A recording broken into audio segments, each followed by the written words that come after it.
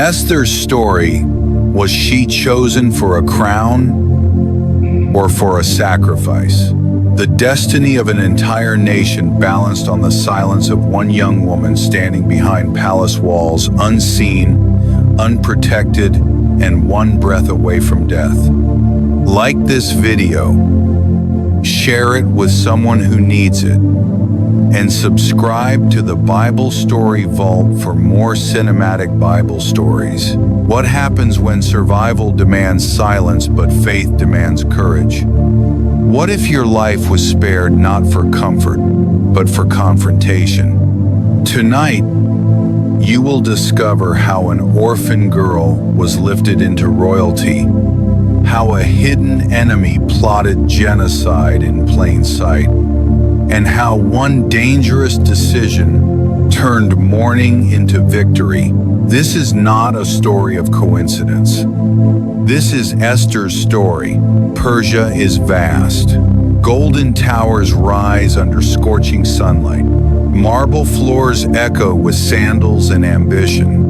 Torches burn day and night inside the palace of King Xerxes, a ruler whose word can end lives or exalt them. A feast stretches for days. Wine flows. Laughter roars. Power parades itself without restraint. Then the king makes a demand. Queen Vashti is summoned to be displayed, not honored. She refuses. The music stops. Silence falls like a blade. In this kingdom, disobedience is dangerous. Vashti is stripped of her crown, erased by decree. A throne sits empty, and somewhere beyond palace gates, an unseen hand begins to move. Far from the gold and marble, in the quieter streets of Susa, lives a young Jewish girl named Hadassah, known to the world as Esther. She has no parents, no influence, no protection, only her cousin Mordecai, who raised her as his own. The empire announces a search for a new queen. Young women are taken, not asked. Esther is swept into the palace. Perfumes mask fear. Silk replaces simple cloth. Yet beneath the beauty treatments and watchful eyes, Esther carries a secret. Her identity. Mordecai warns her, "Do not reveal your people." Silence becomes her shield. She enters a world where appearances decide survival, and unseen plots are born in darkness. Night falls. Esther stands before the king. Torches flicker. Jewels reflect firelight. The air is heavy with judgment, and something shifts. Out of all the women of the empire, the king chooses her. A crown is placed on Esther's head.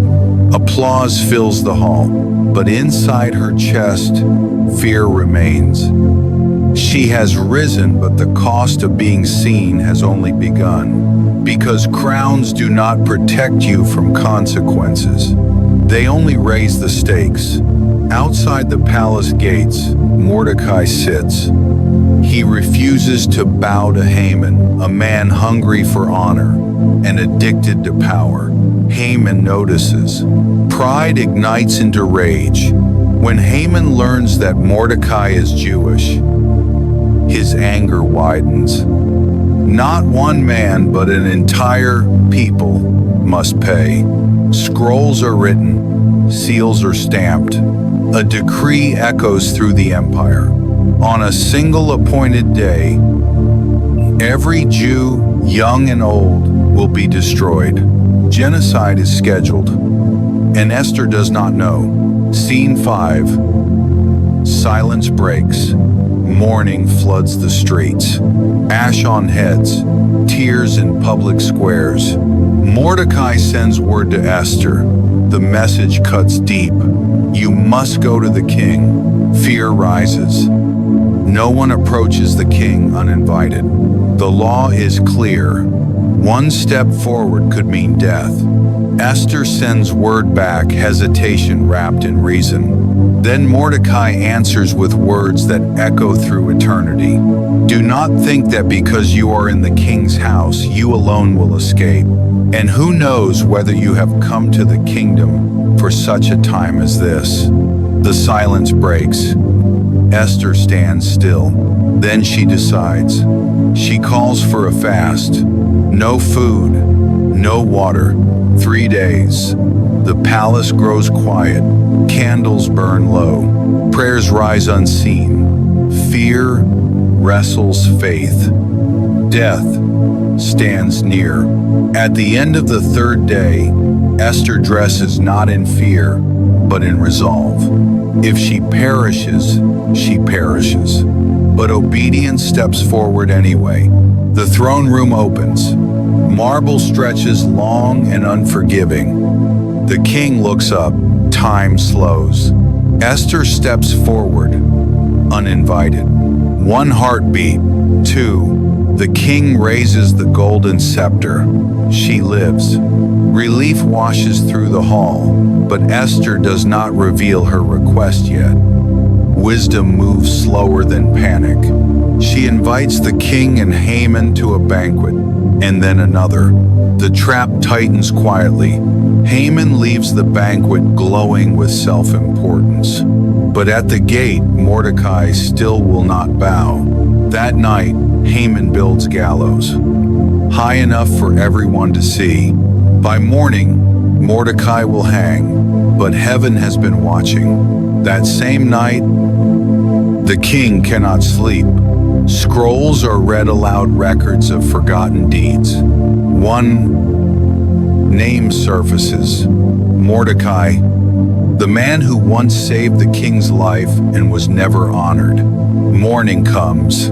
Haman enters the court, ready to request Mordecai's death.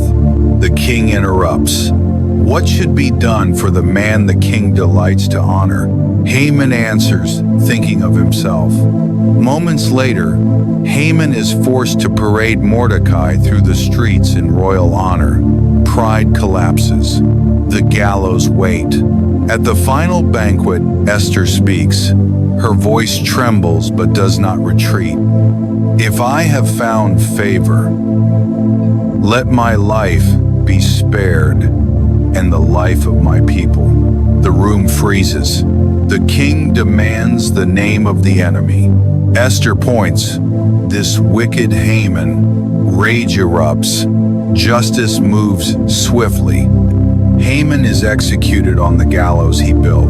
Evil falls into its own trap. The decree cannot be undone, but a new one is written. The Jews are permitted to defend themselves. When the appointed day comes, mourning turns to triumph. Enemies fall. Joy rises. Deliverance spreads across the land. And Esther, once hidden, stands revealed as a deliverer. Esther's story is not about comfort. It is about calling. She was not chosen for beauty, but for bravery. Not crowned for luxury, but for obedience. And her question echoes into today. What if your position, your delay, your survival was never accidental? What if you were placed where you are for such a time as this? Faith does not always roar. Sometimes it whispers, then steps forward anyway. If this story stirred something in you, subscribe to the Bible Story Vault for more cinematic Bible stories that bring Scripture to life, one courageous moment at a time.